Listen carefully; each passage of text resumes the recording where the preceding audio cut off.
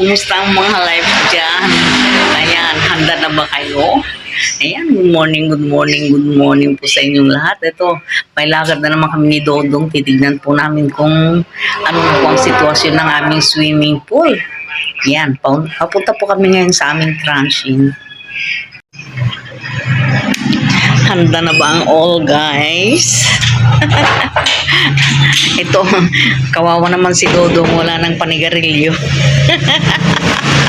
Nangangalakal na.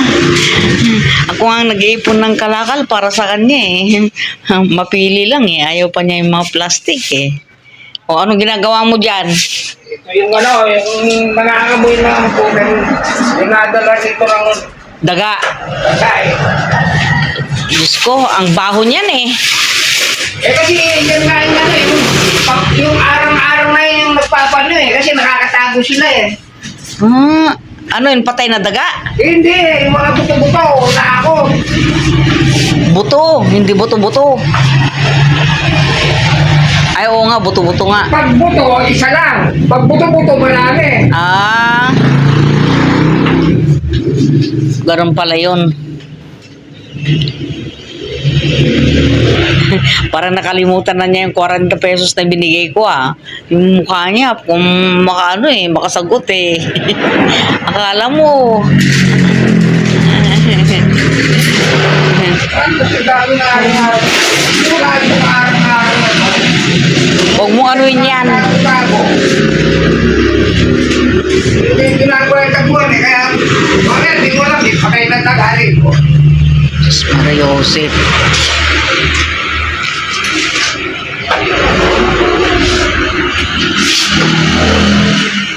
Nagdilit kita na naman ni Dodong. Kung may mga tayo-tayo na. Ano kasi tatakpan? Lilinisan yan. Bago takpan, yan ang gagawin ko mamaya. Nakaplano na. Sus Maria Joseph, nakalimot na. Nakalimot na. Diyos ko, ang dami nga talagang tayo ng daga. Diyos ko, mamaya titirain kito pagdating ko. Itong nagbibigay ng sakit sa atin eh. Oh. Arang-arang na yun eh. Arang-arang daw. Kung walang arang, hindi siya na... Hindi ka magkaarang, hindi mo malinis. Tignan mo, oh. O, arang pa. Arang pa more. Stop. Yan oh. Mamaya titirain natin yan. Ay, ikaw lang, ako hindi. Oh. Magkaarang. Yan naman ang sakit mo eh. Yan ang sakit mo, kamo. Yung sakit mo, yung arang sa pagit, yung pagka mong mabalik, kaya importante hindi dadagayin. Yan.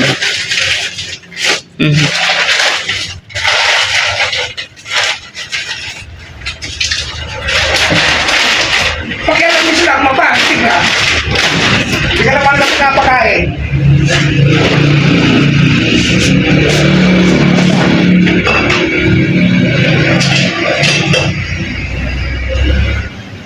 Pinabaan mo yung pagkakutan mo.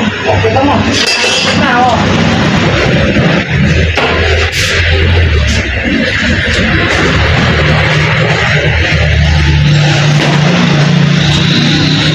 Sabi ko sa'yo dito, dapat wala nang nagkano ng ano rito ka, kalakal na yan eh. Kita mo minanagad, ang bao. Wala kasi makinig sa akin eh. Nagtatanggal lang mga yan. Wala siyang babahayan. Doon nga sa loob, mabaho din eh.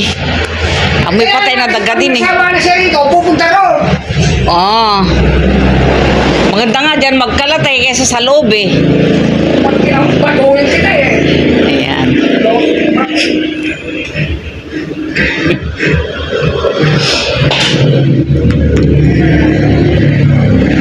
Oh. Tara na.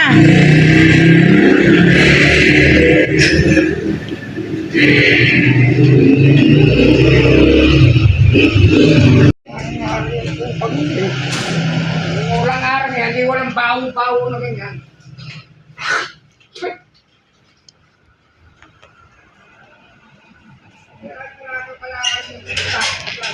Bakit ikaw naman pinag-iipunan ko ah? Pinag-iipunan kita ah.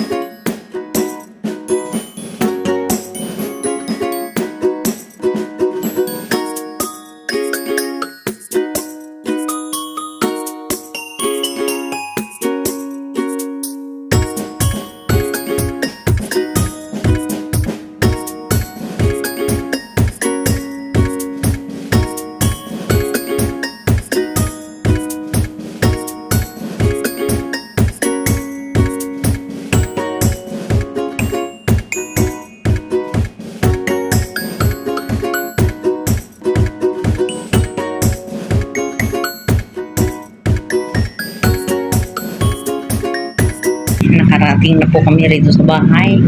At ito, nanananghalian na po kami. Kaganito po. Ito naman po yung ginawa ko, nilinis ko po ito. Inalis ko yung mga kalat po dito. Pinalagay ko na yung mga plastic doon sa may namamasura na bulag. Pero itong mga ito hindi ko binigay kasi syempre malaking bagay na ito, mabigat po ito dahil pinag-iipunan ko po ito ng mga karton. Yan. Pagka halimbawa may mga guest po kami na nagro-grocery at may mga karton, ayun, iniipon ko. Tapos nilalagay ko rito para pag halimbawa walang panigarilyo yung asawa ko, di ibenta na lang niya ito, di ba? Ayan, dyan siya kumakain. O, dyan niya nakasanayan. Palibhasa po kasi wala kaming lamesa sa loob. Pero okay lang yun kasi kami lang naman. Tatatlo lang naman kami ng mga anak ko. Ayan. Alas 10:30 pa lang po pero ganito na po katindi ng sikat ng araw, napakainit na po. Ayan. Pagka ganitong tag-init pala guys, ang ganda ng ng mga bulaklak oh. Ang tingkad. Ayan. Ang ganda. Ewan ko kung mabubuhay yung pinutol ng asawa ko dito. Dito niya nilagari dito. Yan. At dito naman niya tinanim sa banda rito. Sana nga mabuhay. Para kahit pa paano meron naman kaming halaman na kakaiba sa transient. Ayan, dyan niya nilagay oh. Ayan. Ayan, sana magkaugat.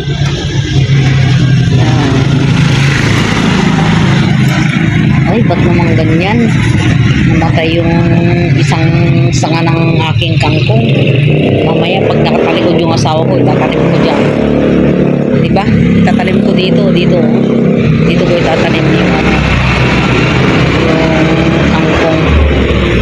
Ito na po yung mga ko. Ang ganda ng palibasa. Nag-ano siya ng yung pangdilig. Yung mga kanin-kanin na yung mga pinag-anuhan, Pinaghugasan. Dito niya nilalagay, oh. Ayan, oh. Nagpapabulok. Nagpapabulok siya ng mga pinagbalatan, ganyan, pinaghugasan, yung mga kanin-kanin na tira-tira, dyan niya nilalagay. Tapos yun yung pinagdidilig, kaya eto, ang gaganda ng mga halaman namin. Yan. Kaya lang, malilit ang mga bunga, gawa nga ng sobrang init, guys. Ayan. Nakakahalata itong aking jowa. Siya ngayon yung ko eh. Siya yung ikinokontent ko, guys. Ang galing eh. Wala nang ginawa kundi magalit eh.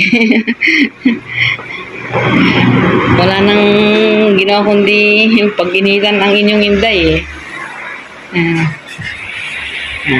Natuto na rin maghugas ng kinainan niya kasi yung kinainan na lang niya kasi natitira sa lababo eh.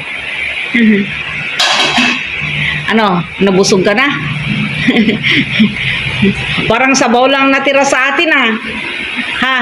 Init na alam ko naman sa hotdog. Isang hotdog ginulam mo? Oo, init ko lang sa atin. Meron pa? Meron pa tayong hotdog? Ay ako sabaw na lang. Kasi sa totoo lang guys, yung mga processed meat na yan, pinagbabawal din talaga sa akin yan. Ngayon may sabaw naman yung sinigang, yun na lang sabaw ng sinigang ang akin. Kasi sa totoo lang, ultimo yung karne, bawal din sa akin. Ito yung mga dadalhin ko sa transient guys. Siguro bukas, dadalhin ko na lang ito, ilalagay ko na sa bodega para hindi na alikabukan. Kasi dito open eh. No? Nasa gilid po kasi kami ng kalsada. Ang bilis ng alikabok, lalo na tag-init sa kadaanan po ng sasakyan. Ayan. Magdamag yan, ganyan po. Mabuti nga ngayon, madalang lang yung mga sasakyan dahil siguro sa mainit. Saka yung iba, syempre nasa trabaho na, busy sila sa oras na ito, kaya madalang lang yung mga dumadaan ng mga sasakyan. Ayan tapos na siyang kumain, kaya yan ang ginagawa niya. Pagkatapos kumain, manigarilyo. Ito nga ang problema, kinukulit niya na ako kanina. Wala na siyang sigarilyo. Ang problema, ubos na rin yung ko dahil pinamalingki ko na kahapon, tapos binili ko ng gamot ko kasi hindi ako po pwedeng mawalan ng gamot. Mawalan na tayo ng sigarilyo, huwag lang ang gamot. Dahil pagka hindi tayo nakainom ng gamot on time, tayo naman po yung magkakasakit. Mahirap na baka madialysis tayo guys. Kaya karamihan mga yung mga nagme-maintenance na hindi nakakainom ng tama, wala dahil sa walang pambili. Ayun. Maaga ho silang nagbabakasyon. Hanggang dito na naman guys. Sana po ay nagustuhan po niyo ang aking ibinahagi sa inyo. At kung nang-enjoy po kayo, pag-like, share, comment, and subscribe naman po. Bye guys!